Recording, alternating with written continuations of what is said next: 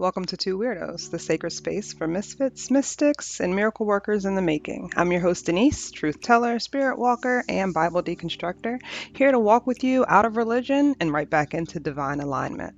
Today's episode is called I'm Not Searching Anymore. And listen, this one's not dramatic, it's not a scandal, it's not a theological takedown, it's softer than that. It's quieter. It's the sound of a woman who used to binge theology, like the way people binge Netflix, and suddenly just doesn't feel like pressing play. I don't think I'm disconnected. I think I'm just tired. Not depressed, not confused, not lost, just tired of searching.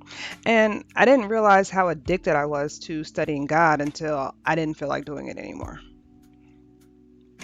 Let's start with a verse. Church voice on, church voice on, choir humming in the background, Mother Johnson fanning herself in the second pew. Be still and know that I am God. Psalms 46:10. Now, normally when that verse gets quoted, it's used like a spiritual sedative. Calm down, stop crying, be still, like God himself is telling you to shush. But when I hit this verse recently, it just didn't feel like a hush anymore. It felt like an exhale. And if I'm being honest, the verse hit different because I've just been in the season of not searching. And it scared me a little bit. You know how religious culture trains you. If you're not consuming spiritual content on a regular basis, you're drifting. You're in a backslidden state. If you're not studying Greek and Hebrew and cross-referencing the Dead Sea Scrolls at 2 a.m., you're lukewarm. If you're not in a warfare state, you must be asleep. And I used to be deep in that. If it was spiritual, I was researching it. Church history, occult symbolism, angel hierarchies, original translations, prophetic symbolism, deconstruction, reconstruction. If it was a footnote, I was going to read that. I was going to research that as well. If it was a hidden meaning somewhere, I'm going to decode it. I told myself that it was hunger, but if I'm being honest, I think some of it was anxiety. Some of it was trying to make sure that I never got fooled again, never manipulated again, never spiritually gaslit again, never trapped in religion again. So I studied and studied and studied, like I was trying to outrun betrayal. But now I just don't feel like it. And that shift felt suspicious. It felt weird, like something's wrong. What's the problem? But then the verse whispered to me, be still and know. Not investigate, not defend, not prove, just know. So let's do what we do here. We're mystics, but we also have receipts. And you know me, I like to nerd out a little bit. Psalms 46:10 in Hebrew says, harpu udiuki anoki Elohim. So let's break that down. Harpu. The word harpu is translated in English to be still. And the part that they don't talk about, harpu never meant to sit quietly like a church mouse. What it meant, it literally meant relax, let go, release your grip, drop your hands. And in ancient warfare language, it meant to stop striving, stop clenching your sword. It's the posture of someone who realizes that the battle isn't theirs. So, translation for us, unclench your jaw, stop bracing, stop scanning the room and searching like your safety depends on it. Harpu's not laziness, it's trust. Then we have the word know, udeu. The Hebrew word is yada. And babe, yada is not an intellectual knowing, it's an experiential knowing. It's an intimacy. It's the same word that was used when scripture says Adam knew Eve. It's the embodied knowledge, integrated knowledge, the felt knowledge. So this verse is not saying to read more. It's saying settle in to what you already carry. Elohim. And then we have Elohim. I am God. A majestic plurality, a reminder that the divine is not small, not fragile, and it's not threatened by your questions. So when God says to be still and know, it's not insecurity speaking, it's sovereignty, your sovereignty. There's a difference between learning something and becoming it. When you first deconstruct religion, it's loud, it's urgent, it's research heavy, it's search, search, search. You're Googling everything, you're watching documentaries, you're reading translations, you're arguing in comment sections. But mastery is quiet.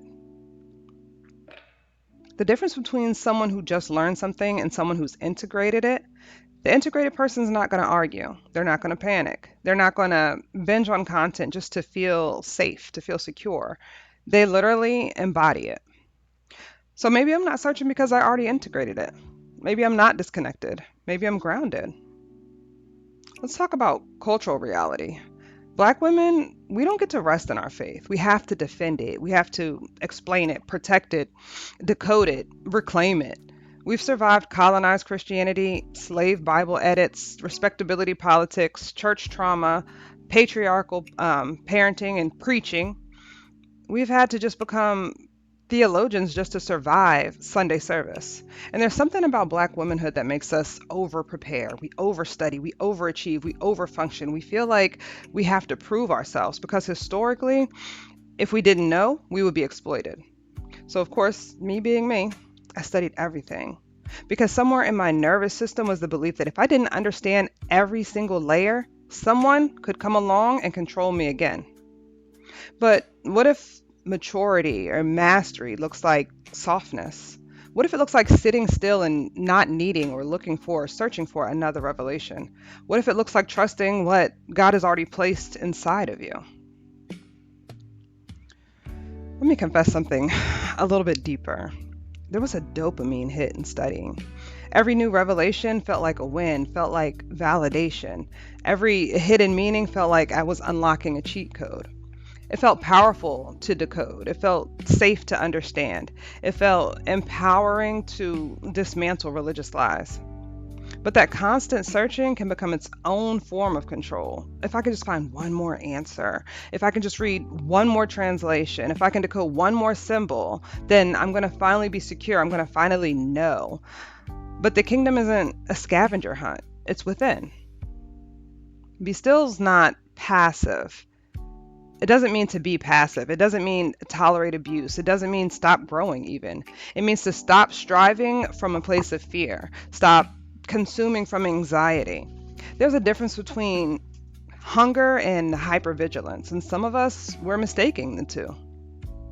This week's ritual is simple. No green candles, no elaborate altar, no 7-day fast. I just want you to create a stillness moment for yourself, maybe at your kitchen table. Yep, the same table where you pay your bills, where the kids knock over the cereal bowls in the morning, and where you scroll TikTok. Just light a single white candle. Not for a manifestation, not for warfare, just for awareness. Sit there for 5 minutes and don't consume anything. No podcasts, no scripture app, journal prompts, just you. And when your mind starts scanning and starts thinking for something to research, say gently, harpu, release, release. Because let me tell you something. I remember watching my grandmother. She didn't have a theology degree. She didn't know Greek. She didn't deconstruct. But she would sit on her porch in the evening, hair wrapped up, a glass of sweet tea in her hand, humming old gospel songs. She wasn't performing for anybody, not arguing doctrines or theology. She was just settled. That was yada. That was that inner knowing. And somewhere along the way, we equated intelligence with constant intensity. But some of the most spiritually powerful women that I know, they move slow. They don't argue online. They don't panic about every new doctrine. They cook. They laugh. They rest. They pray without theatrics. And that right there, that's mastery. If you're in a season where you want clarity without overwhelm, my spiritual gifts guide is linked in the description. And it's designed to help you understand your wiring without sending you down a 40-hour research spiral. You don't need to binge to belong. If you feel like you're done chasing spiritual content for a while, you're not falling off. You may just be settling in. Maybe it's not a disconnection. Maybe it's integration. Maybe it's mastery. Maybe you're not cold. Maybe you're complete in this chapter. Drop still if you find yourself in this phase, and share this episode with another misfit who's tired of performing spiritually. DM me your reflections. This is your space. Come as you are, and let's go seek. You're never too much or not enough for divine love. You are the miracle. Stay courageous, stay curious, stay aligned. May you walk wild, walk healed, walk loved. Until next time.